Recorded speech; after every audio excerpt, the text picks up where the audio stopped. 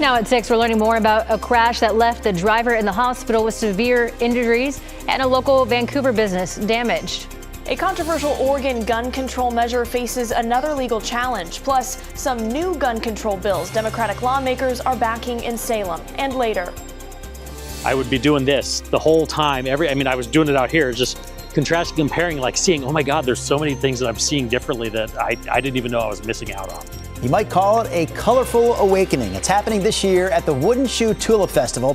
And coming up here at 6:45, we're going to head out to Woodburn to see the difference that these special glasses are making for people who are colorblind. The 6 o'clock hour of sunrise starts right now.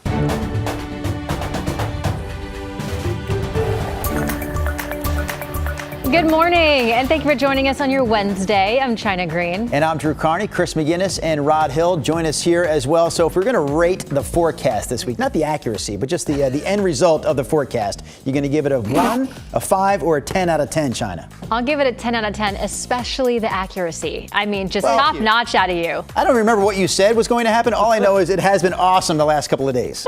Well, we had snow in the forecast yesterday. I can't remember really what I said yesterday, right? Here's a look at our Lincoln City Snookwiz Casino Resort camera. It is the second straight morning that we've seen some cloudiness here to start the day, expecting sunshine to develop. You're at 40 degrees out the door this morning. It is mainly clear over downtown Portland and the West Hills. 47 is our out the door number, and this will be another beautiful day, about 5 degrees on average.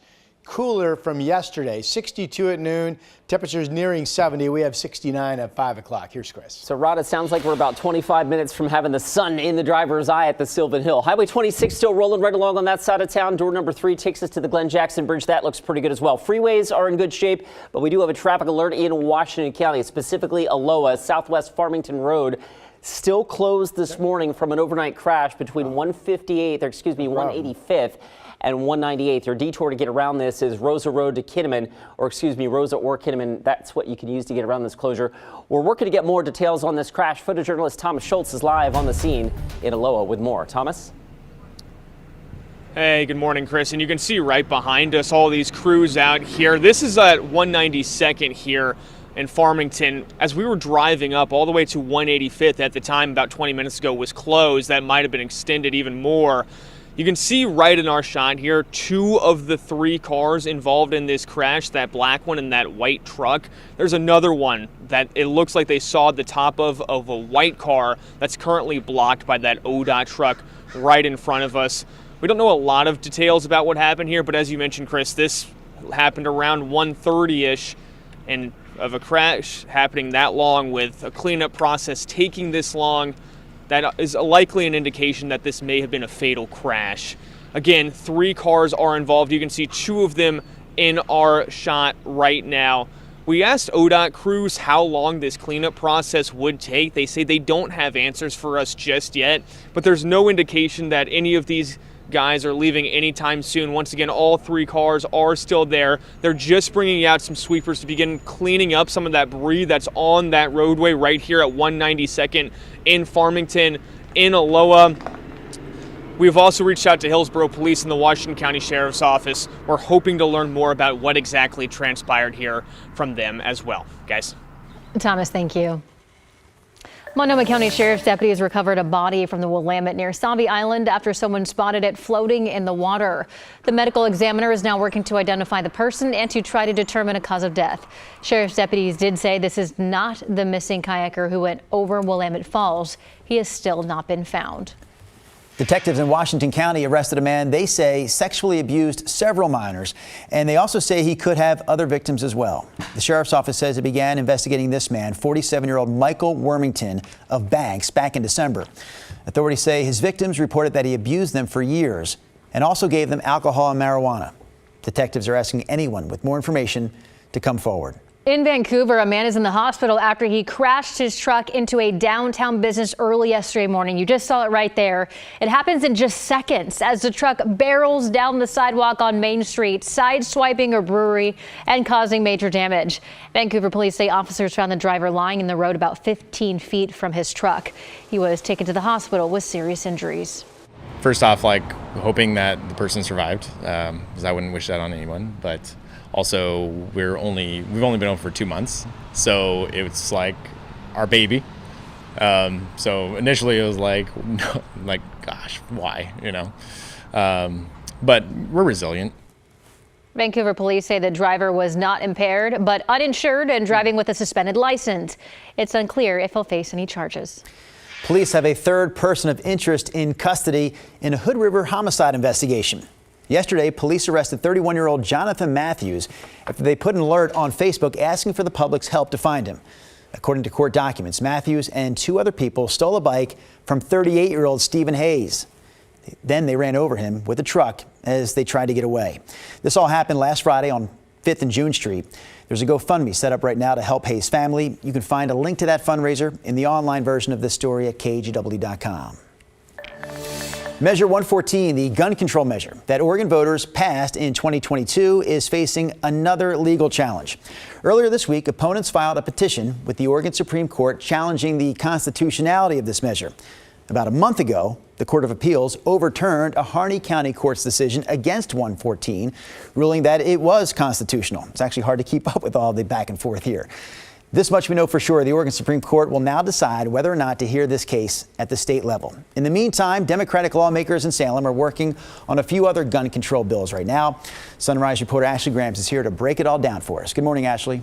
Yeah, Drew, good morning. 2 of those bills are focused on gun sales, and one bill lays out the framework for enforcing Measure 114. Of course, that is if it holds up in court.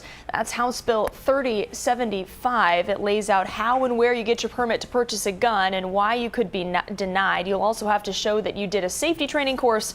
That was part of Measure 114. So is a ban on large capacity magazines, anything that can hold more than 10 rounds of ammunition. We also are following Senate Bill 243. That would impose a 72-hour waiting period on gun purchases. And we're also following House Bill 3076, which would lay the groundwork for a state licensing program for gun dealers. If it's approved, gun dealers would have to eventually be licensed by the State Department of Justice. Licenses would last 3 years, and the DOJ would have to do an annual inspection of their business. In 2022, as I comforted grocery store workers and ensured that our community was safe after somebody opened fired in our Safeway, it was clear that we need to coexist and take a new approach. Our folks in Eastern Oregon are law-abiding citizens. Our small business owners are law-abiding citizens. And the notion that we're going to put, as described in Section 6, those additional regulations on these gun shops is just going to be a huge, expensive burden. House Bill 3076 passed out of committee last week along party lines. Same goes for the other 2 gun bills. China? Ashley, thank you. The city of Portland just released an annual survey on how residents feel about the city. More than 4,000 people took part, topping the list for what people loved: parks and natural areas. As for concerns, this is no surprise here. 85% of those surveyed said homelessness was still the greatest challenge facing Portland. 73% of people pointed to the cost of living. A lot of people aren't making enough money to pay their rent or buy a house, and I think that needs to change. This seems to also be a sanctuary for homeless people, so I think that that's something that needs to be addressed. I love that currently we have all of these parks and playgrounds. The city is also using the results as a tool to decide which program to keep and which ones to cut. This as they try to fill a $93 million budget gap. But our team on the story spoke to city leaders on this. You can watch their full report now on our TV app, KGW+. All right, before we get back to Rodney Hill and his Wednesday forecast, we're going to take a live look. We snap our fingers and make it happen. Poof, always seems to work. It's so dark. It is still dark at 6:09 on this Wednesday morning, but the sun is a-coming, China Green.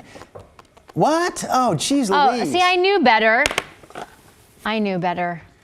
Brian Matthews, our director, Rod, just told me that shot is not a live shot. It's a frozen shot from some time ago, maybe a few minutes, maybe a few hours. That camera was working earlier this morning. We noticed it froze somewhere in the last half hour or so. Okay. And I've got some live cameras for you. It's starting to brighten up. Here's nicely. A live look from 30 minutes ago. And by the way, if you're wondering, this is me live right now.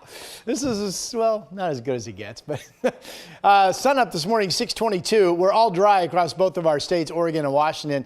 We have some low cloudiness being reported along the coast, but otherwise it's all beautifully sunny. You may have seen this come across your feeds, the chance starting last night with at least a chance again extended perhaps into tonight of seeing the aurora borealis, or the northern lights. The main geomagnetic storm that prompted this alert, actually the storm happened during the daylight hours yesterday, was the peak. Of course, that's not great for northern light viewing at night. And notice Portland just on the very edge of any percentage chance of watching, so the chances are much more likely as you get up into Canada. But you may have seen that across your feed. I searched, I didn't find anybody seeing anything from last night, at least when I did my search this morning. Was looking for some low cloudiness, maybe inland, but so far not seeing any of that. In fact, it's clear up in Cowlitz County as well this morning. That's Three Rivers Golf Course up in Kelso. And this is a beautiful clear sky. Postcard look, isn't it, of Mount Hood from wine country out in Sherwood, the Chehalem tasting room camera this morning. So that's the way it looks, brightening up nicely out there. 39 in Hillsboro, 46 in Portland, 41 in Happy Valley. Temperatures are in the low 40s down in Salem and Kaiser right now as well. Forecast highs today. We have morning cloudiness along the coast in spots, but you folks generally expect it to be partly to mostly sunny in the 50s. Inland areas mostly holding near to just cooler than 70 degrees statewide today. We have Portland 69. Beautiful weather through Friday. And then we still are looking for at least some scattered shower activity both days over Easter weekend, but not a lot of rain, meaning lots of dry time is still certainly in the cards. Temperatures Easter weekend nearing 60 for a high. That's your update.